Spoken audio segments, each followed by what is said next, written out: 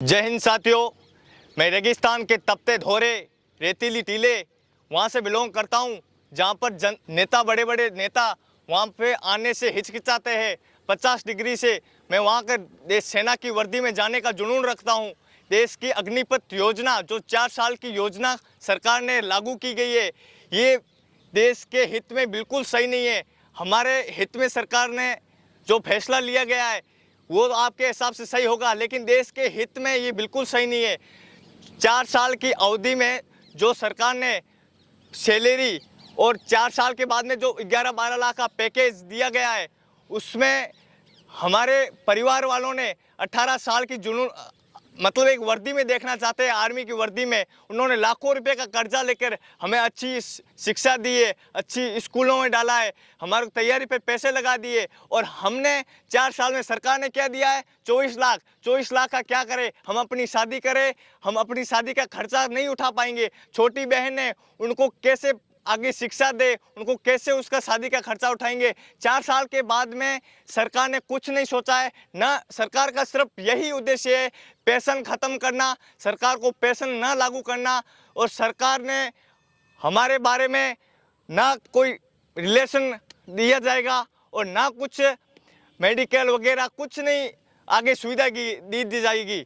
सरकार ने अग्निपथ योजना में एक देश का नेता होता है जो चुनाव लड़ा जाता है, सांसद हो चाहे विधायक हो, एक दिन के लिए वो रिजाइन दे दे तो उसको पूरी आजीवन उसको पेंशन दी जाती है।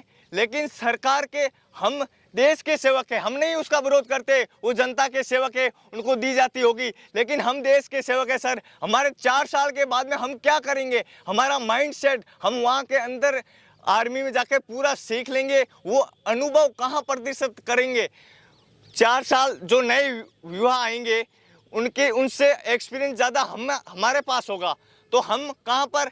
हमारे को कुछ हमारे बारे में सरकार ने नहीं सोचा है। हमारे बारे में सरकार को ये योजना देश के हित में वापस योजना लेनी चाहिए। सरकार को पहले जैसे करनी चाहिए। आज देश के 5 करोड़ लोग बेरोजगार है, 5 करोड़, और सरकार ने आने वाले चुनाव में 10 लाख की वैकेंसी खोल के रोजगार को लोगों को भ्रमित करने के लिए एक प्रयास किया गया है। ये बिल्कुल सरासर गलत है सर। जय हिंद।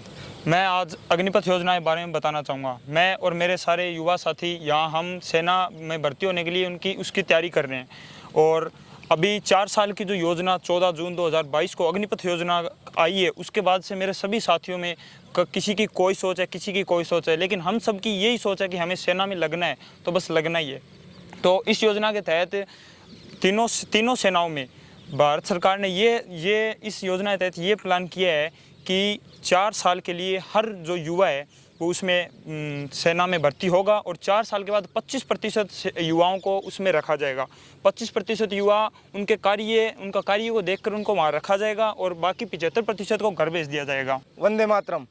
मैं बताना चाहता हूँ कि मेरे हिसाब से ये जो अग्निपथ योजना है वो क्या है, इससे क्या है, जो बेरोजगारी की इसके कुछ फ़ायदे हैं। जैसे कि बेरोजगारी की दर घटेगी, जो कि वर्तमान समय में देश का सबसे ज्वलनशील मुद्दा है। और जो 4 साल बाद में जो अग्निपथ सेना के जो अग्निवीर आएंगे उनको 11 लाख रुपए का पैकेज दिया जाएगा, जिससे कि वो अपने स्तर पर कोई भी बड़ी तैयारी RS IAS की कर सकते हैं। जिनके पेरेंट्स साथ नहीं, वो अपने स्तर पर जो 11 लाख रुपए दिए गए हैं उनसे अपनी तैयारी कर सकते हैं। और इससे क्या है, देश को मतलब कभी भी आपातकालीन स्थिति आ गई, सेना में कभी भी अनुभवी सैनिकों की जो कमी महसूस होगी, वो जो अग्निपथ से जो रिटायरमेंट होकर जो सैनिक गए उनको वापस बुला लिया जाएगा, जिससे कि सेना में अनुभवी सैनिकों की कमी नहीं रहेगी। सबसे पहले तो मैं इस अग्निपथ योजना का तहे दिल से स्वागत करना चाहता हूं और ये बताना चाहता हूं कि भारत सरकार द्वारा जारी इस योजना के अंतर्गत भारत के प्रेरित एवं देशभक्त युवाओं को भारतीय सेना के साथ जुड़ने का मौका प्रदान किया जाएगा। और भारत सरकार ने इस योजना के अंतर्गत कुछ बदलाव किए गए हैं, जिसमें औसत आयु 32 वर्ष से घटाकर 26 वर्ष कर दी गई है। यह योजना बहुत ही अच्छी योजना है। इससे हमारे देश को बहुत ही शक्तिशाली एवं ऊर्जावान सैनिक प्रदान किए जाएंगे, जिससे हमारे देश की सेना बहुत ही मजबूत और शक्तिशाली हो जाएगी सर।